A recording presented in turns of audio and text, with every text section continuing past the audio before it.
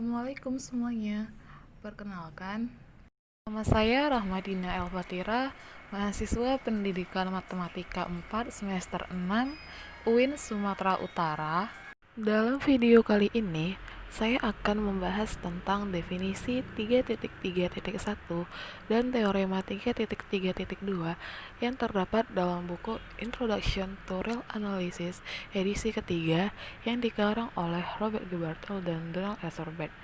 Nah, gak usah lama-lama, yuk kita bahas. Pembahasan pertama yaitu tentang definisi 3.3.1, di mana bunyi definisinya yaitu misalkan X sama dengan Xn merupakan barisan bilangan real. Kita katakan bahwa X naik bila memenuhi ketidaksamaan X1 lebih kecil sama dengan X2 sampai dengan lebih kecil sama dengan Xn lebih kecil sama dengan Xn tambah 1 lebih kecil sama dengan sampai seterusnya. Contohnya yaitu himpunan bilangan asli 1, 2, 3 sampai seterusnya sampai n seterusnya. Nah, itu merupakan contoh dari X naik. Kenapa dibilangkan itu contoh dari X yang naik?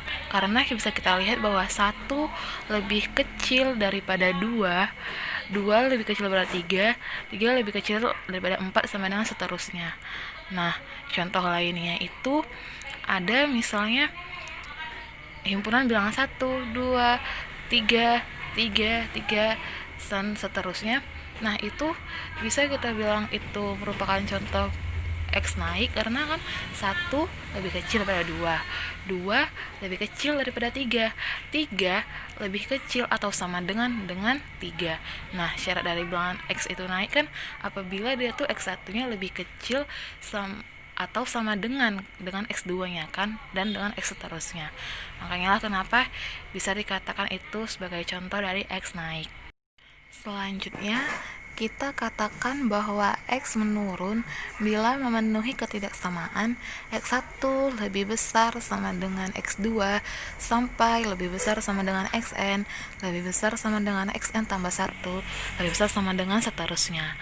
Nah, contohnya yaitu ada himpunan bilangan 1 per 2, 1 per 3 sampai 1 per n dan seterusnya.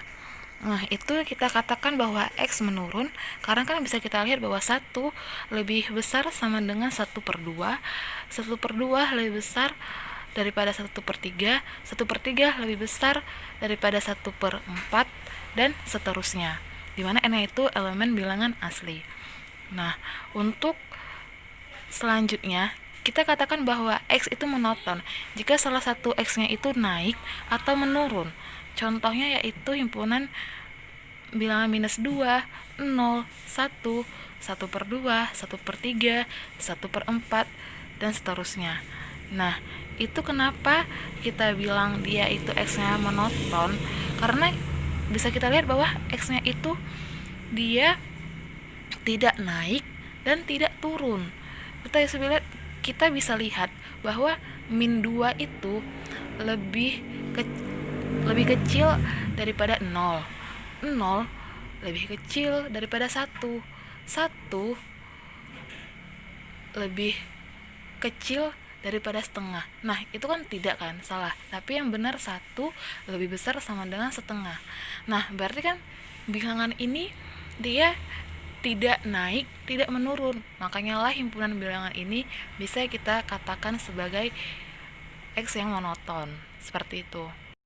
Oke, pembahasan selanjutnya kita membahas tentang teorema 3.3.2, yaitu teorema konversi monoton, di mana bunyi teorema konversi monoton ialah barisan bilangan real monoton konvergen jika dan hanya jika barisan ini terbatas.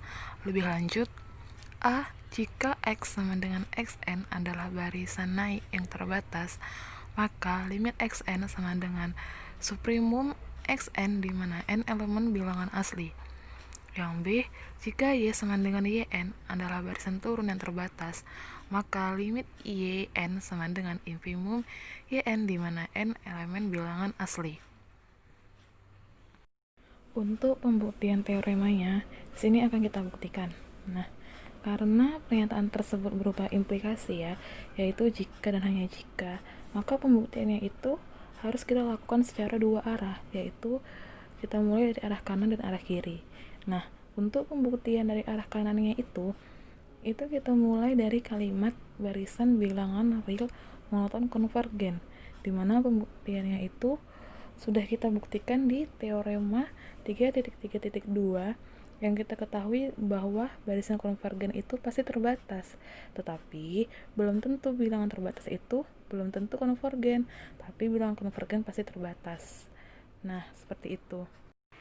Setelah tadi pembuktian dari arah kanan, sekarang kita akan melakukan pembuktian dari arah kiri, di mana pembuktian dari arah kiri itu dimulai dari kalimat jika barisan monoton terbatas, maka akan ada dua kemungkinan, yaitu kemungkinan yang pertama, jika X sama dengan Xn adalah barisan naik yang terbatas, maka limit Xn sama dengan suprimum Xn di mana n elemen bilangan asli. Nah, untuk buktinya yaitu seperti ini. Karena Xn itu terbatas atau himpunan X itu terbatas, maka akan terdapat suatu bilangan real, kita misalkan saja M, sedemikian sehingga Xn itu pasti lebih kecil atau sama dengan M untuk setiap n elemen bilangan asli.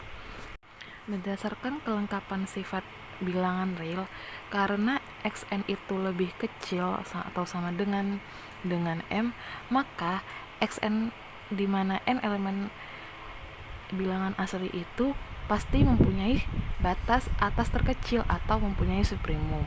Nah, kita sebut saja atau kita misalkan batas atas terkecil itu dengan X bintang, di mana X bintang itu sama dengan suprimum dari Xn di mana n elemen bilangan asli.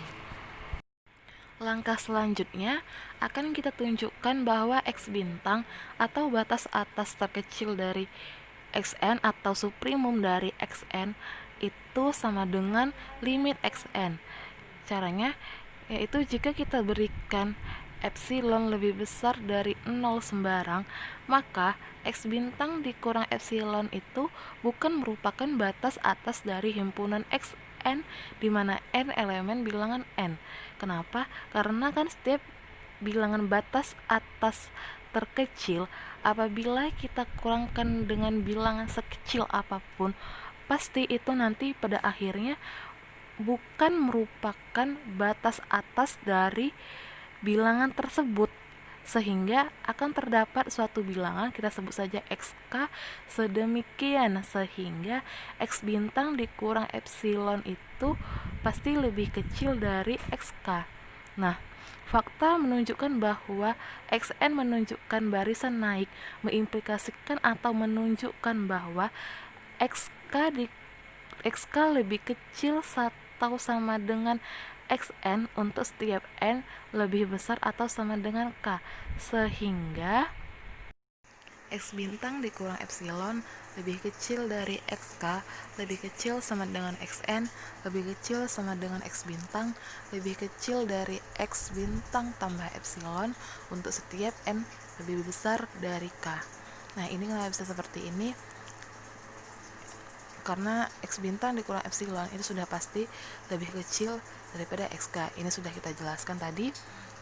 Nah, XK itu lebih kecil atau sama dengan Xn, seperti itu kan. Nah, Xn itu lebih kecil atau sama dengan X bintang, dan dimana X bintang sudah pasti lebih kecil dari X bintang ditambah epsilon. Nah, dapat juga kita tuliskan atau kita sederhanakan menjadi X bintang dikurang epsilon itu lebih kecil dari Xn, lebih kecil dari X bintang ditambah epsilon. Nah, kemudian kita kurangkan masing-masing ruas itu dengan X bintang. Oleh karena itu, maka kita peroleh nilai mutlak Xn dikurang X bintang itu lebih kecil dari epsilon untuk setiap n lebih besar sama dengan K. Nah, itu kenapa bisa kita peroleh nilai mutlak Xn dikurang X bintang lebih kecil dari epsilon? Itu kita peroleh dari teorema 2.2.2 bagian C. Nah, untuk teman-teman yang mungkin lupa bisa lihat kembali ke teorema tersebut. Nah, karena epsilon lebih besar dari 0 sembarang, maka dapat kita simpulkan bahwa xn itu konvergen ke x bintang. Maka terbuktilah bahwa limit xn sama dengan x bintang.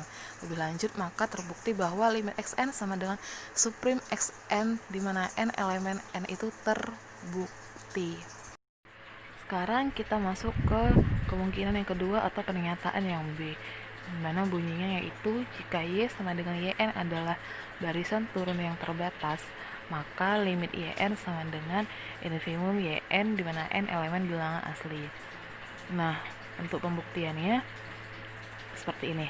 Jika Y sama dengan YN merupakan barisan monoton menurun terbatas, maka kita definisikan min Y itu sama dengan min YN itu merupakan barisan naik terbatas. Atau bisa juga kita simpulkan min YN sama dengan min Y itu sama dengan X. Kenapa kita bilang sama dengan X? Karena X itu merupakan barisan naik yang terbatas. Nah, dengan pernyataan yang sama dengan A atau dengan kemungkinan yang pertama, maka kita dapatkan atau kita peroleh limit X sama dengan supremum min YN di mana N elemen bilangan asli. Karena limit X sama dengan minus limit Y dan juga dengan contoh 2.4.4 yang B, maka kita perolehlah supremum min YN di mana N elemen bilangan asli itu sama dengan minus infimum YN di mana N elemen bilangan asli. Karena itu kita peroleh bahwa limit Y sama dengan minus limit X sama dengan infimum YN di mana N elemen bilangan asli. Atau bisa juga kita simpulkan limit Y sama dengan infimum YN di mana N elemen bilangan asli. Nah, karena sudah kita peroleh hasilnya, maka dapat kita simpulkan bahwa limit Y itu limit YN sama dengan infimum YN di mana N elemen bilangan asli itu terbukti.